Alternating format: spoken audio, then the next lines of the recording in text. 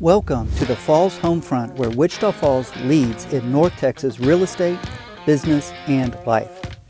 I'm Tim Lockhart, retired Air Force officer, realtor, and your local real estate and business strategist. Every week, I'm shining a spotlight on people, places, and opportunities that make our community thrive. You'll hear real estate tips, market insights, and inspiring conversations with local leaders, entrepreneurs, and fellow military veterans. Whether you're a homeowner, investor, military family, or brand new to the area, you'll get the expert advice, community connections, and local insights you won't find anywhere else. Let's get started. Welcome to the Falls Homefront. I'm Tim Lockhart, and I appreciate you tuning in. We've got a great episode today, full of practical tips and local insights that you're not going to want to miss. I'm so excited today to welcome our guest, Dr. Fouad Fakhouri. Dr. Fakhouri is an internationally acclaimed conductor and composer, serving as music director of the Saginaw Bay Symphony Orchestra in Michigan and the Wichita Falls Symphony Orchestra in Texas.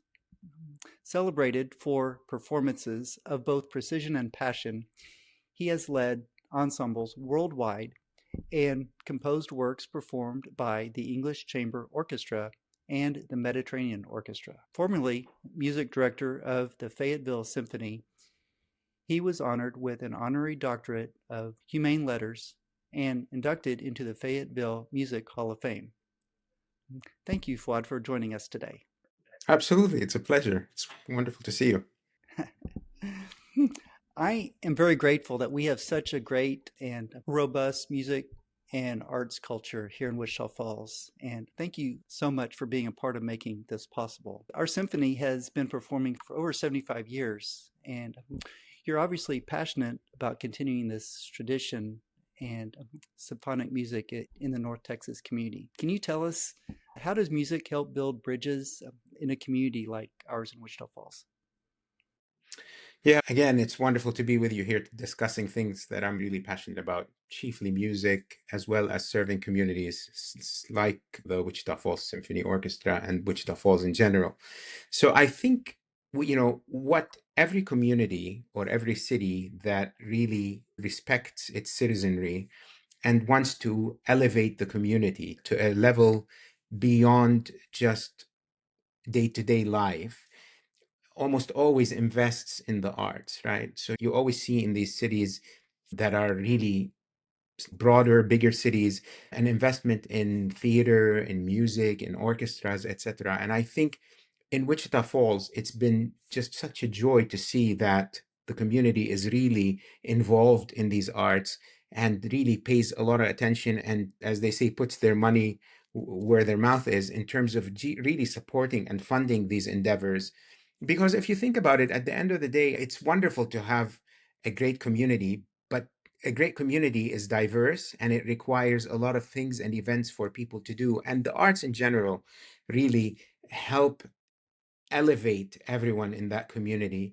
But for me, specifically with what I do, music, especially symphonic music, is just so meaningful and really rewarding. There are not too many things where you can have a stage full of 60, 70, 80 musicians, right? Performing one thing at the same time, all with the same vision, as well as having an audience receiving that vision. That connection between that audience and the musicians of the symphony orchestra is really rewarding, and I'm really truly glad to be part of that entity, that organization, the Wichita Falls Symphony Orchestra in Wichita Falls. Oh, that's great. Thank you. You mentioned the part that the audience plays. How does a local audience help to shape the orchestra's direction? It's almost as though is being fortunate enough to guest conduct elsewhere, as well as having two orchestras in two different parts of the country. So I have one in Michigan, one in Texas. And although they're not terribly far geographically, they're very different in terms of one is all the way up north, one is in the south.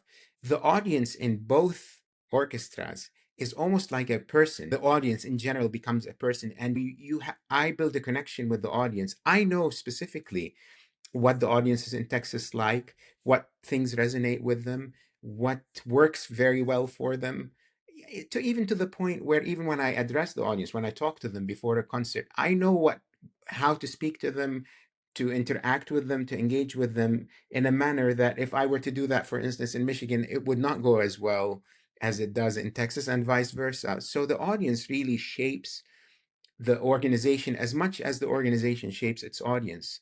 And it's always a give and take. What we try to do is what I try to do when I'm trying to program music for the season is try to create a large palette, a large offering of music so that we can attract as many members of the community and provide them with something that's interesting for them to attend our concerts. And that interest in Texas is not necessarily the same interest as it would be in Saginaw and Michigan. But in general, there are things that we always do, the classics, the masterworks. I always try to provide those for the real people that enjoy symphonic music, and as well as other more popular things. I don't know if you recall, a few years ago, we did a country and Western concert, and that really, Yes, really that was very resonated well very. received. Yeah, exactly. And it was well received because of the community. The community resonates well with that type of music. And if I were to do that in Michigan, I'm sure they'd enjoy it, but it wouldn't mean as much to them as it does in Texas because that's the music that people in Texas really just grow up with and are involved with. Yeah, it's great that we have a lot of different types of music that are Yeah, offered. Um, right. yeah, yeah. Can you speak to us about leading an orchestra? What qualities are important in leading an orchestra like ours? So I'll just before I start, I don't know if your audiences know, but you're in the military, right? And you in the military, I think a lot of people in the military understand leadership because you have a hierarchy. I mean, you have leadership and you have a chain. Uh, and the one thing that they never teach you in leadership, which I found on my own, is that really as much as you think you're in control, you're really not in control, right? All you're attempting to do is, I mean, I should rephrase that. The idea of deciding that you're in control is really not the right approach to leadership, in my opinion. The right approach to leadership is to sort of bring people that you're leading to a singular vision, to make them understand what's the objective, what are we trying to achieve, how are we going about achieving that, and why is it important, and then opening the door for them to believe in that vision and allowing them to really sort of embrace that vision to the point where it becomes their own vision so that they feel that as though they created it. And then all you have to do is just nurture them and bring them along and support them. That's how I view it. And that's how I like to sort of live my role as a conductor. The more I can bring the people, the orchestra together, as well as the organization and the audience, the more I think I'm succeeding at my job. Oh, that's great. Yeah, thanks for that. Yeah, and we touched on the different styles of music that are being brought here. We've been attending the orchestra performances for several years, and there's a lot more than just the classical pieces like Mozart and the other classical pieces like that that most people associate with this. But it's really interesting. There's been like Pixar, there's been like other music from the movies and things like that. How do you select works that tell powerful stories to audiences? Yeah, and that's a terrific question because that encapsulates the idea of really creating a product or creating an offering for the city that, as much as possible, brings as many of the audiences to that venue, to our concerts. So we have a number of components. Some of them, chiefly, it comes from the mission of the organization. So a big component of our mission really is education. That aside, we spend a lot of time, and I'm sure you're going to ask questions about education because that's a big part of our organization. So we have a big component of music education within the organization that allows and introduces young children to music. But on the other hand, we understand that not every member of the community understands or is exposed or from a younger age or really has been fortunate enough to listen to classical music or know that they've heard classical music. So we know that there are many people that do and love it, and a lot of people whose families have brought them up, whether playing in band or an orchestra or being involved in that type of music. So that's not our concern. There are wonderful people there that already are engaged. The concern, or what we're trying to do, is trying to bring the people that are not necessarily there to come and attend our concerts and become passionate symphonic music, orchestral music lovers. And that's why we perform things like the pops concerts, the country and western concert that we did, as well as family concerts, movie music concerts, anything that relates to an orchestra that is not necessarily the Beethoven, the Brahms, the Bach, the Mozart that you referenced. The approach to all of this is to try to be as broad as possible, yet within that breadth, be focused on the mission of really educating children and the young as well as the adults, and trying to create a space for all the citizens of Wichita Falls and the surrounding communities to come and attend and just enjoy the art of sound with an orchestra. Yes, it's really a completely different experience when you're there in person, and it's different than just listening to it through the stereo at home or through a TV recording. There's actually like the air being moved by the instruments, and Right. it creates a really interesting experience that you really can't get anywhere else. Yes, that's extremely true. That's very true. And it creates a sense of excitement because there is a little bit of danger in what we do. There's no, again, to give reference to military, no lives are going to be lost, but there's a danger of a missed note, a missed entrance, something going wrong. It is live music. It is happening in the moment. And no matter how much you rehearse, things do occur. And when you have that many components with that much diversity, you have 80 musicians. If none of them make a mistake for 5 seconds, it's great. But past 5 seconds, something will happen. And the objective is to continue to roll and provide the greater vision of the work despite of anything that might happen. And that danger is really what sort of excites me most about my job, is that there's a communicative aspect to what we do. I communicate with the musicians, they communicate with me, and then we in turn communicate with the audience. And this is when it really, what you said about very different than listening to a CD, it is a process where the audience is part of the music making. When we have a house behind us that is half full, I promise you, even though my back is to the audience and the musicians are performing still at a great quality, we feel the difference between that and when we have a full house. The audience is an integral part of that entire experience as well for us. Yeah, that's a really interesting performance or perspective. Yeah. Most people coming probably don't think that their attendance really has that much effect on how their performers are.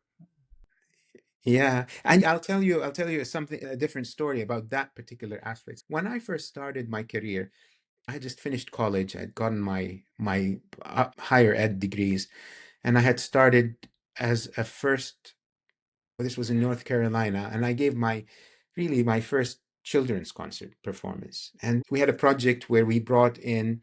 This was at a smaller church, and we brought in somebody subsidized a performance for the seven lowest wealth schools within the county. So it was a wonderful event because we wanted to bring in kids that would not have the possibility to be able to perform. So most of these kids, or to listen to an orchestra, most of these kids had never heard an orchestra before. And I sat we played the national anthem, and then towards the concert I told them there's a piece called Radetzky's March by Strauss, where at some point the audience will start clapping. The conductor turns around and cues the audience, and they clap with the music. And I expressed that to the kids, and these are very young kids. These are like 4, 5, 6, 7, 8 year old kids. And I told them, now when I turn around, I will turn and cue you, and you can clap.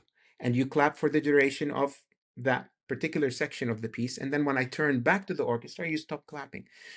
And the kids, being kids, they had been listening, and you could hear them in the background throughout the concert moving, etc.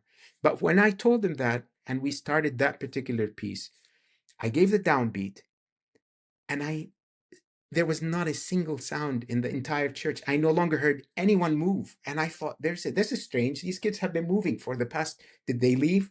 So I just turned around slightly just to look at them. And they were all sitting like this with their hands, with their eyes wide open, waiting. So if you think that the audiences are not really part of the event, this is like a real reminder that they really are integral to the entire process of the music making that we do. Oh, that's a great story and something good for people attending to remember. Yeah. Yeah, talking more about the education piece and the children. Each year we bring in students from several schools and communities around North Texas. Could you tell us about what those concerts are like? And Yeah, so those particular performances, similar to what I talked about earlier, we have a yearly concert where we bring kids from the entire Wichita Falls, the city, as well as surrounding communities. And we give two performances. Typically, they're on Fridays. The kids take off school, they bus them in, and we have two performances. And we typically, between both performances, have about between 2,000, 3,000. At times, we've had over 3,000 kids that come and attend these concerts. And these are performances that are not long. They're 45 minutes long each, and we do twice. We do two of the same performances after each other to accommodate the kids coming in.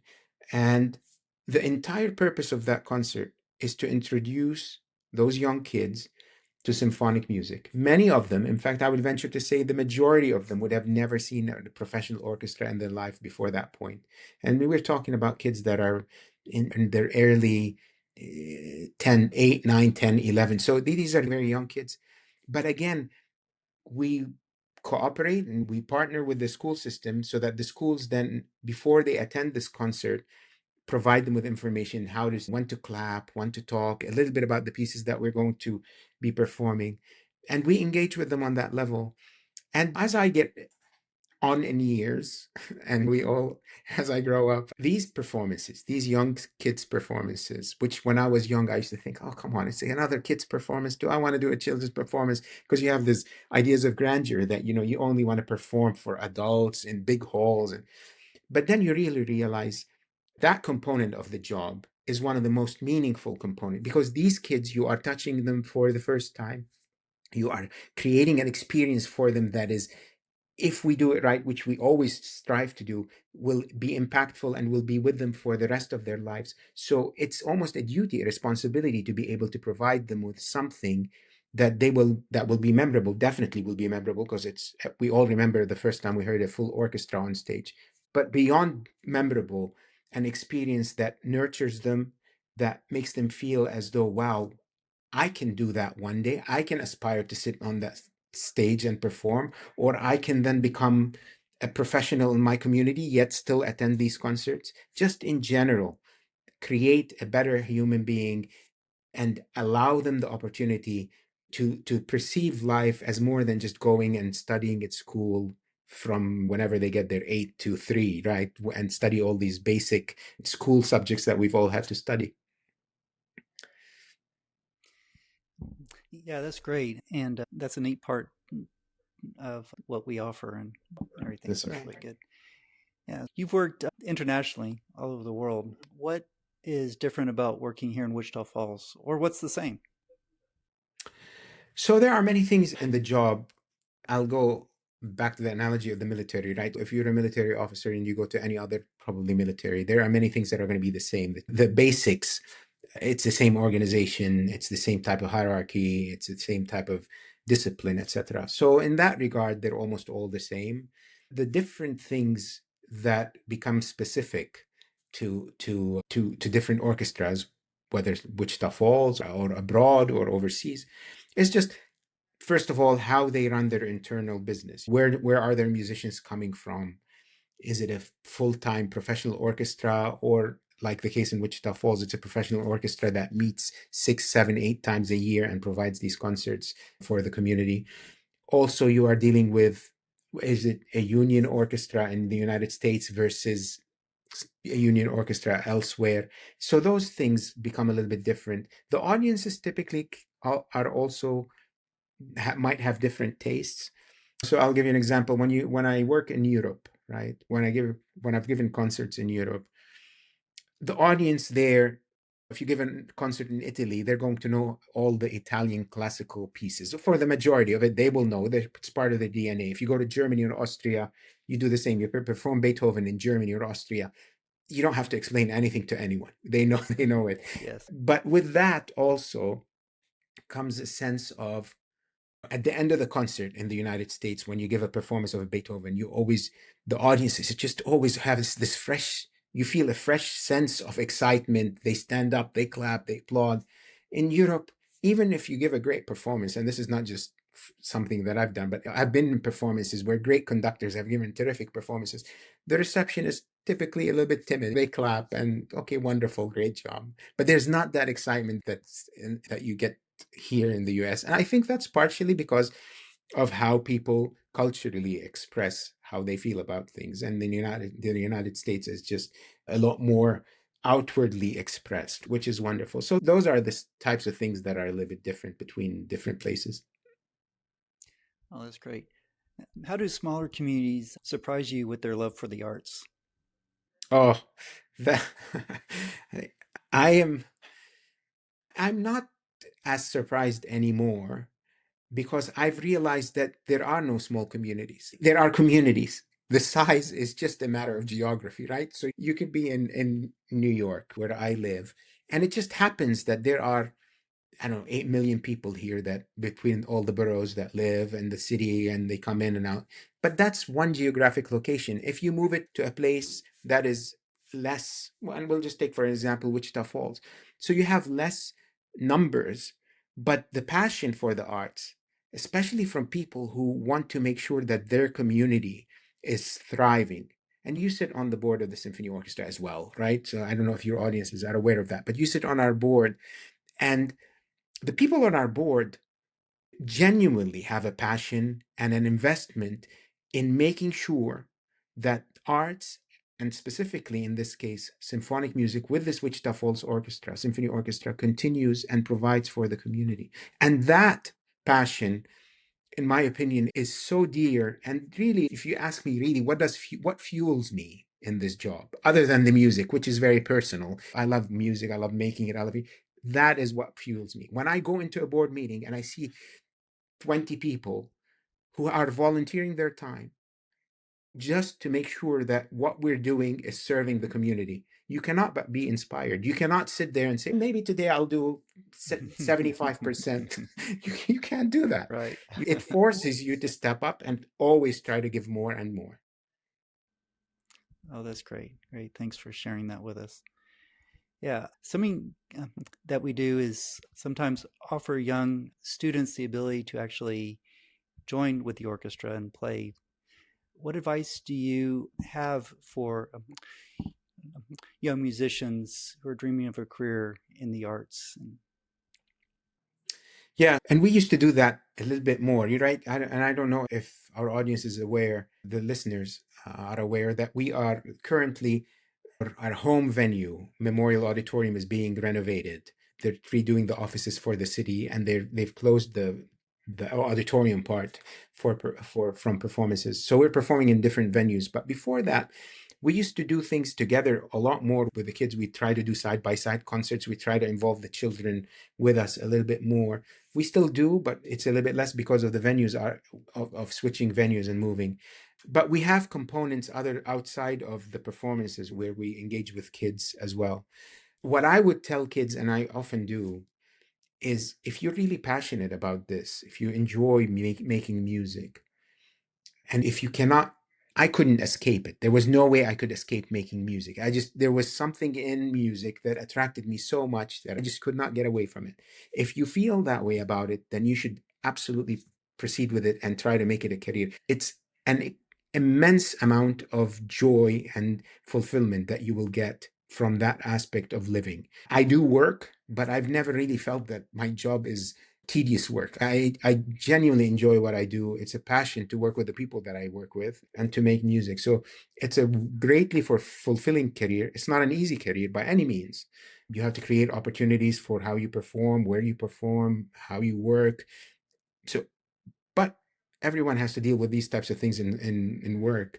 but as a career, as something to do in life, it's just a pleasure. And I've been blessed to be able to do it. Oh, that's great. Great. Thank you. So, Fouad, thanks again for being here. It was great having you on. How would listeners connect with you for more information? Thank you. Thank you very much for having me. It's always a pleasure to talk to you, Tim. They can go to the Wichita Falls Symphony Orchestra website or the Saginaw Bay Symphony Orchestra website, Saginaw Bay Symphony Orchestra in Michigan, or they can go to my own personal website, which is my full name, Fouad Fakhouri.nyc, and you can reach me that way. And I'm always looking forward. Of course, I'm available on all the social platforms as well, Facebook and Instagram, but I'm always looking forward to hearing from people, and especially questions and remarks, etc., and engaging with audiences. So those are the ways they can reach. Yes. Oh, and don't forget the podcasts that you do before each of our concerts. Yes, there are those, and those have been wonderful. Those podcasts have created a space where listeners are able to listen to what's coming up on the concert. And typically those podcasts are with the guest artists that are going to be coming to the concert, and they'll be able to hear from the guest artist their thoughts on what they're about to perform. And we have this season coming up some terrific guest artists and some terrific concerts. So I would absolutely encourage people to listen to the podcast as well. Yeah, that's great. Is there anything else that you'd like to share with the audience before we wrap up? I would say for the Wichita Falls Symphony Orchestra audience, people from Wichita Falls, if you have not attended a Wichita Falls Symphony Orchestra concert, please reach out to us and attend a concert. We'll make an effort to find the right concert for you. We want you to be involved. We want you to experience this thing that is such a treasure for the community of Wichita Falls. We've made an effort to really try to expand our presence. That's why we're always trying to interact with the base, with other parts of the community. So if you're interested in this art form, or if you just want to experience it, just reach out to the office, the Wichita Falls Symphony office, and we would love to see you at our concerts. All right, great. Thank you. And to those listening out there, I hope you enjoyed this as much as I did. Hopefully you picked up a few takeaways that you can use right here in Wichita Falls or wherever you are in North Texas. I appreciate you spending a little time with us today, and we'll see you next time on the Falls Homefront. That wraps up another episode of the Falls Homefront. I trust today's conversation gave you some useful insight for your real estate journey and life here in North Texas. If you enjoyed it, follow the show so you never miss an episode. Like and subscribe on YouTube, and share it with a friend, neighbor, or fellow North Texan who might enjoy it too. For more resources, local insights, real estate tips, and how to connect with me, head over to timlockharthomes.com. Stay tuned for more stories, strategies, and connections that help you thrive in Wichita Falls and beyond.